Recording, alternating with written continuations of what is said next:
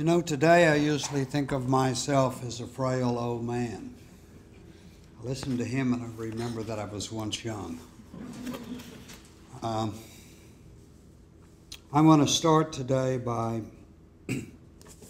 Steve showed me this morning, somebody defaced one of the posters announcing my arrival. It now says Catching Jose, which is a testament to the persistence of certain attitudes on behalf of my people. And by my people, I mean white folks in Texas. I'm one of them. But I saw something else in it. When you mention day labor today, and some of y'all may want to leave after I say this because you may be here to hear about a different subject. When you mention day labor, people think you're talking about the Latino immigrants who stand outside Home Depots and street corners, stand on street corners. And I think that that's because in the last 40 years, we as a nation have made great progress and we are now sensitized to racial and ethnic issues. But at the same time, in the last 40 years, we've gone backwards on class issues. The book I wrote is about a group of workers. It doesn't matter what color they are, who nobody sees. Because we're all looking at wealth these days and not what makes it possible, which is plain hard work. And my book is not about the Latino day laborers, though I'm going to talk about them a bit. Oh, to give you another example, the picture on my book, if you could see the whole picture, the guys at the top are Mexican immigrants. They sent it to me and I said, hey, that's the wrong group of guys. Didn't you read my book? So they cut it off halfway.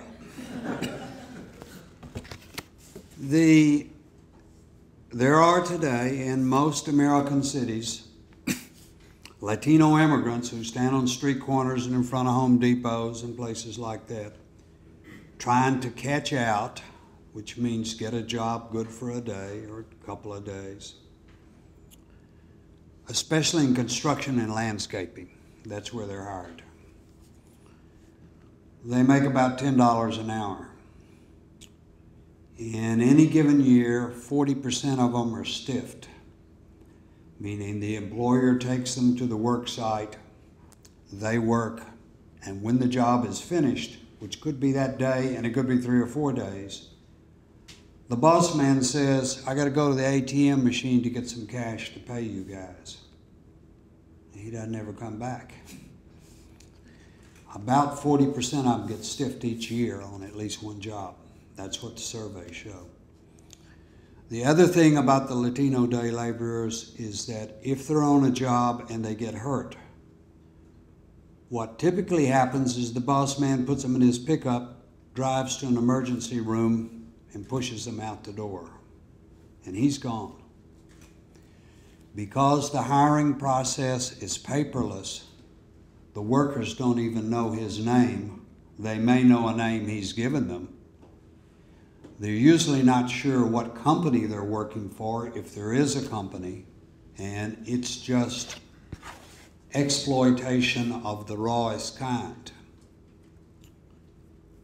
Now, the good thing about this is that in 2005, the Ford and Rockefeller Foundations financed a couple of big-time sociologists who hired 300 graduate students to go out and survey these Latino immigrants and to map the places where they work. There's now a map that'll show you every street corner in the United States. Wonderful sociological work. And they found that there were 117,000 of them. The same sociologists, they're specialists in what's called contingent labor, study the guys I wrote about who work out of labor halls. Because of immigration, how do you say, when you go get a job today, it's probably happened to most of you, you got to convince the employer that you have work papers. so Social Security number, driver's license, blah, blah, blah. Because of that, most of the people who do day labor out of agencies are legal in this country, and most of them are citizens. They're mostly brown and black, I'd say 15 to 20% white. In the Southwest, they tend to be brown. In the South, they tend to be black. And they make about $2 an hour less than the Latino day laborers. We know this much about them. The advantages are they have workman's compensation, meaning if you get hurt on a job, there's a procedure set up for paying you for your injuries. If you get sick, if you get pneumonia, something like that, well, there's no medical insurance, but if you get hurt on the job, there's some protection. And the second thing is day laborers never get stiffed because we're protected by contracts. If you'll pick up a phone book and look under employment temporary, you'll find a list of day labor halls. I don't know if San Marcos has any. Austin's got a dozen. Some of which are operated by transnationals and national chains. Adecco is one of them. It's transnational. It's European. Labor Ready in this country, Volt, Aerotech, used to be Manpower. Those of us who are old know Manpower. Manpower is now gone only into providing contingent labor in white-collar settings and highly skilled settings. All of y'all have seen this. You've known an IT worker who was working for a company without benefits, but under a contract that paid him X number of dollars. Okay. I'm talking about the guys who work out of the labor halls and the agencies, who show up about between 5:30 and 6 o'clock every morning, hoping to catch out for the day. The experts in contingent labor have not been able to study them because there's no funding. 8 years ago, the GAO issued a report, the Government Accounting Office or Accountability Office, whichever it is, and said it had checked with the Labor Department and nobody knows how many of them there are, and it hadn't been studied since. The GEO's estimate is that there are 800,000 to 2 million, far more than the count of the Latino day laborers. So there are far more essentially citizen types doing this kind of precarious work, but nobody knows much about it. The one statistic we have that's good is that there are about 22,000 day labor halls in the country. Okay. I'm asking is $6 to $8. Now about $6.50 to $8, but it don't make that much difference, right? So what if one guy's paying you 15 cents an hour more? And the dispatchers will select a group of you to do the job in which one of you has a car, or maybe two of you. Most day laborers do not have cars, and that's one reason they're in the labor hall. So you ride to work with a coworker, and you pay him $5 to $7 a day for the ride to work and back. So right there, if you're working an 8-hour day, you done lost an hour paying for transportation. Now, the guy who's driving the car makes out pretty good. But you go to work, and very often